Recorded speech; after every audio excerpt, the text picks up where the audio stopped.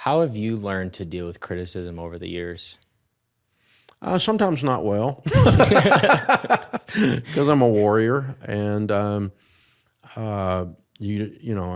so my tendency is to hit back, and that's not good. I shouldn't do that.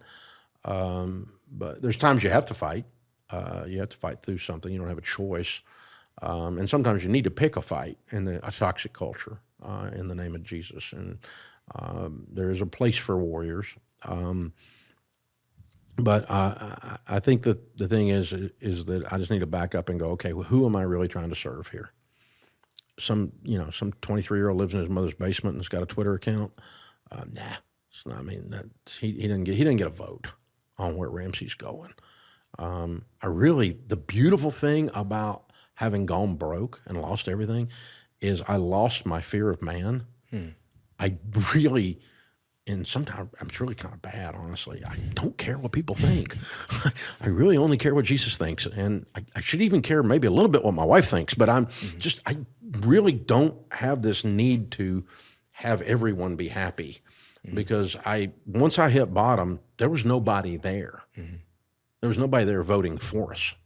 There was just Sharon and me and some hungry little kids and Jesus. Yeah. And that was it. And so, if we're ever back to that, we can do it again. I mean, we're fine. Yeah. But I'm also human, and I'm like anyone else. It hurts your feelings when people say horrible things about you, especially when they're not true.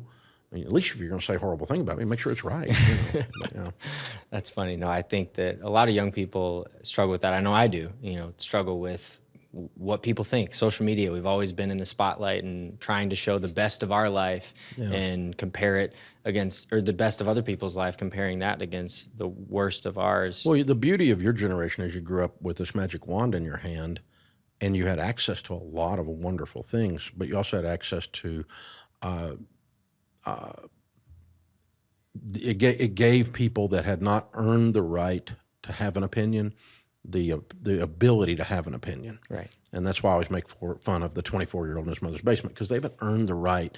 They're stinking tic-tac, they're a dadgum financial expert, and they've never had two nickels to rub together. Yeah. And so that's the problem with social media. That's why I pick on it all the time. But the good parts of social media is it taught the last two generations to have agency, to have autonomy, that they could speak up, that they could be heard, and that they had a voice. That part's good. There was just no respect, and there was no guidance to keep that, to give that some nobility. But it's, I think your generations have got a real head start on changing the world. So I'm excited about Gen Z. I got a bunch of Gen Z on our team, and I'm excited about them. And I'm excited about what really the positives that can be done with an iPhone or Google or whatever. But boy, there's a lot of negatives too.